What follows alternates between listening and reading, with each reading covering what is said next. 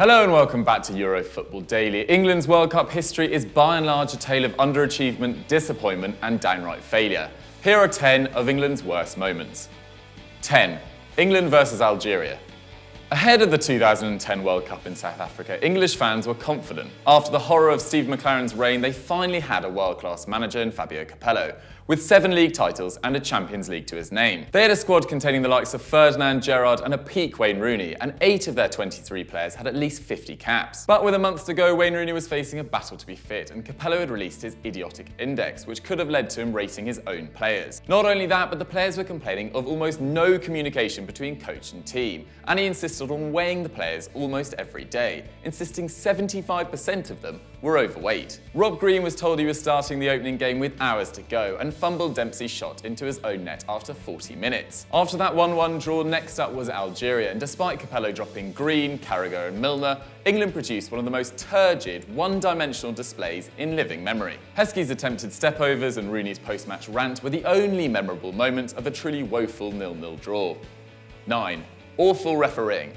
For England fans, 1966 is the pinnacle as they overturned Argentina, Portugal and West Germany to lift the trophy. But for others, it was a tournament ruined by blatant favouritism and inept officials. The quarter-final between Argentina and England was one such example. England won 1-0 against 10-men Argentina through an offside Geoff Hurst goal. Argentine captain Antonio Ratten was dismissed for 2 yellow cards, with the German official issuing the seconds for violence of the tongue. The fact he was the captain and speaking Spanish seemed lost on the referee. There were consistent accusations that England and West Germany got given an easy ride to the final, and that foul play went unpunished. So much so that Pelé claimed the lack of protection had him considering retirement. They weren't alone in their complaints. Italian newspaper Il Messaggero published an article entitled "Scandal in London, Too Much Favouritism for the England Team," and their Portuguese counterparts Avante labelled it an ugly mess of a World Cup. Throw in the fact that Geoff Hurst's goal didn't cross the line and you can see that they may have had a point. England's crowning glory is certainly clouded in controversy. 8. Frank Lampard's goal. After years of chips, fumbles, red cards and penalties, it finally seemed like we could have someone else to blame, when Uruguayan referee Jorge Larionda somehow didn't see that Frank Lampard's dipping half volley crossed the line during England's last 16 clash with Germany. The score at the time was 2-1, with Matthew Upson's header giving England some semblance of hope after Klose and Podolski's goals. The momentum would have been with England after that goal, ensuring parity going into the second half. Lampard then hit the bar in the second half, and with England chasing the game, Germany picked them off on the break, with 2 Müller strikes sealing a 4-1 win. Having edged possession and got 11 shots on target to their opponent's 9, 3 Lions fans can rightly feel aggrieved. But spare a thought for Lampard though, he still holds the record for most shots in the World Cup without scoring. 40. Bleak. 7. Gazza's Tears, 1990.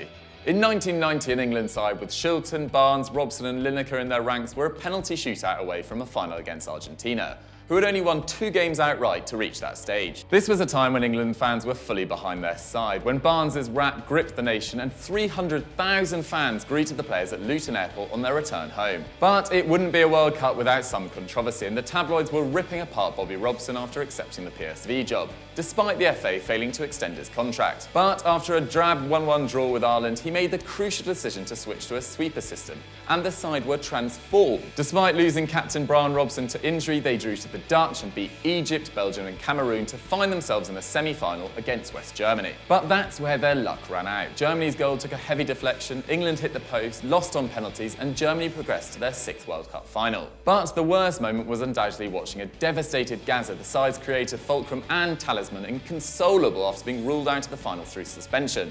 The nation cried with him. 6. Rooney sent off. The facts around England's quarter-final loss to Portugal in 2006 are simple. A Portugal side, shorn of the suspended Deco and Costinha, condemned England to their 7th major tournament penalty shootout defeat. Luis Felipe Scolari knocked us out for the 3rd consecutive tournament, but things could have been so different if a 20-year-old Wayne Rooney didn't stamp on Carvalho's groin in the 62nd minute. Horacio Marcelo Elizondo had no choice, making Rooney the 3rd English player to be sent off at the tournament. But unlike Beckham 8 years earlier, it wasn't Rooney that drew the ire of the watching public, but Cristiano Ronaldo. His protestations to the referee to send off his club teammate Rooney, followed up with a wink to the bench, left a sour taste in the mouth. England licked their wounds for a further 4 years, while Ronaldo regained respect through 91 goals in his next 155 United games.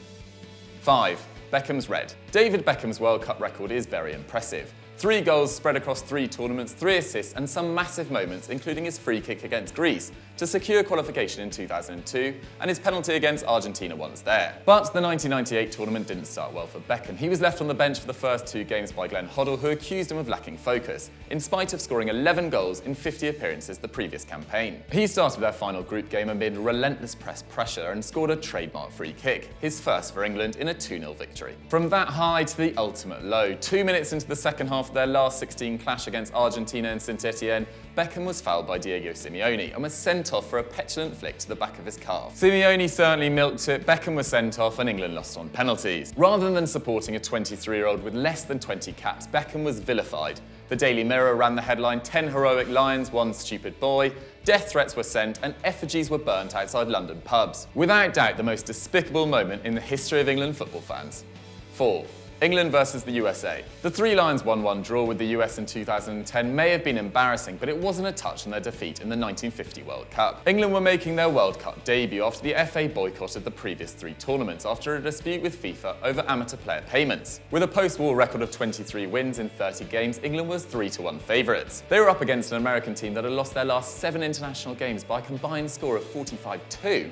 And their side included a mailman, a paint stripper and a hearse driver. The Daily Express was so confident that they printed it would be fair to give the US a 3-goal head start. But they were wrong. Despite completely dominating the game, England couldn't score and the US won 1-0 thanks to a Gatons diving header. England's blue strip was binned, they lost to Spain and were out. They won just 2 games over the next 3 tournaments across 16 years, showing that failure and disappointment isn't anything new. 3. The hand of God. Having never truly got over their quarter-final loss to England 20 years earlier, labelled the theft of the century, and coming just 4 years after the end of the Falklands War, Argentina were desperate for revenge ahead of their 1986 World Cup quarter-final clash against England. Diego Maradona, who said that they wanted vengeance against a nation that had killed a lot of Argentine boys, killed them like birds after the match, scored 2 of the most famous goals in football history. The first 6 minutes into the second half came when he leapt above Shilton to seemingly head the ball into the net before he ran off celebrating. Replay showed, though, Maradona had used his hand, and despite the protests of the England players, the Tunisian referee said the goal stood. His second, though, was a thing of beauty, dribbling past 5 players to score what was later voted as the FIFA goal of the century. Argentina won 2-1 and went on to win the tournament, once again leaving England fans with a feeling of what if. 2. Wags of 2006. Whilst England were tucked away in their hotel in the Black Forest Mountains during the 2006 World Cup, their wives and girlfriends created an unnecessary distraction, shopping and partying relentlessly in nearby Baden-Baden. Whilst the tabloids were clearly lapping up the story, labelling them hooligans with credit cards, there can be no doubt that they acted as a distraction. In Rio Ferdinand's own words, "We became a bit of a circus. People were worrying more about what people were wearing or where they were going than the team." But England manager Sven-Göran Eriksson had been fully behind their partners coming, and only 19-year-old Aaron Lennon didn't have a girlfriend in the 23-man squad. But the entourage swelled to an enormous 110 people. It was undoubtedly the low point in England media coverage, with tabloids and paparazzi obsessing over them and the wags making no effort to remain inconspicuous. No one can be sure whether the access to families help, and in truth, different managers take different approaches. But what is clear is that Baden-Baden and Sven paved the way for the authoritative reign of Fabio Capello.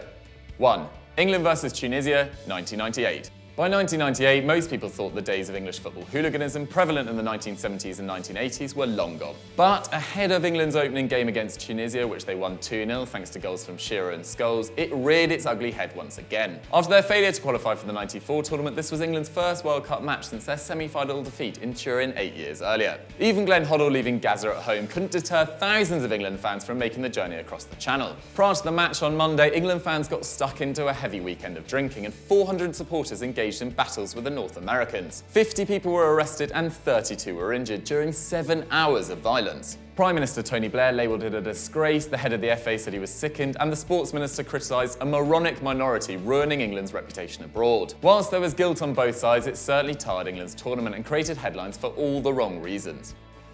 So that was 10 of England's worst World Cup moments, but everyone get behind the team this year. This could be the year that all changes. I hope you enjoyed that. If I missed any out, let me know in the comments down below. And while you're here, why don't you go check out all the great weekend content, Stat Wars, Continental Club, Sunday Vibes, etc.